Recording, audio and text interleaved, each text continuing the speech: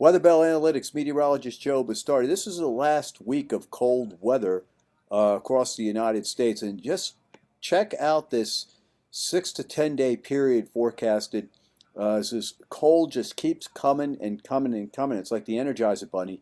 And keep in mind, our forecast back in February called for a cold, stormy March, and the U.S. generated climate models on March 1st, their forecast for March looked like this. So you can see that there's a lot of value to going back and looking at the past. And we're going to do that again. First of all, we got a lot of snow coming up over the next several days in the Central Plains, and as their winter continues out there, and that snow cover being put down is going to help keep temperatures very cold out there relative to averages next week. But it's further east that things can really get cranking again.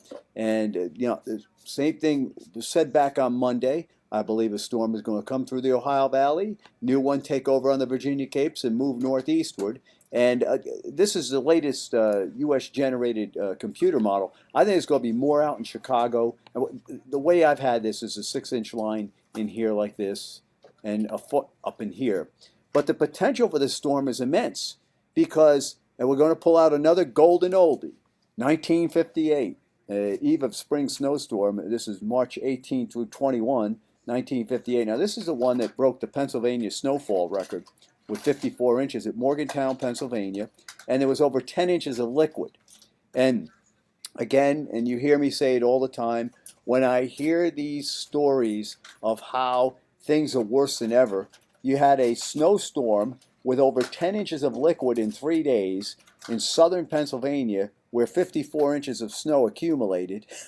And so what I'm just amazed that do people not know this stuff is going on or has going on? But this storm is quite similar to that. Here's the forecasted 500 millibar heights, and you can see that red line there is an red area is an upper low, but the deviations from normal, you can see what they look like. And in 58, this is what the deviations from normal look like. I mean, look at how close that is. Even look at the feature off the West Coast, huh?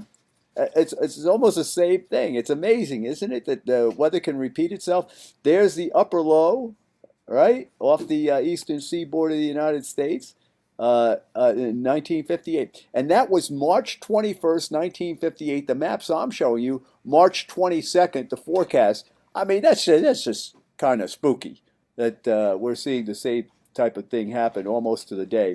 There's a surface low off the eastern seaboard forecasted, and here it was.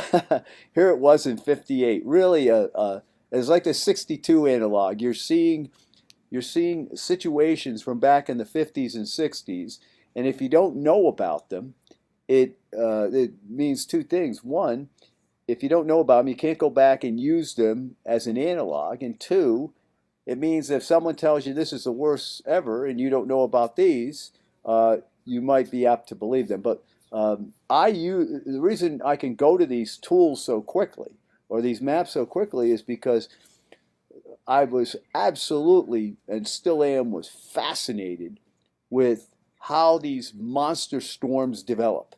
And in the 30s, 40s, and 50s, boy, if we had the way of observing weather and reporting on it in the 30s, 40s, and 50s that we do now, people would think the apocalypse is coming because the weather used to be really, really bad.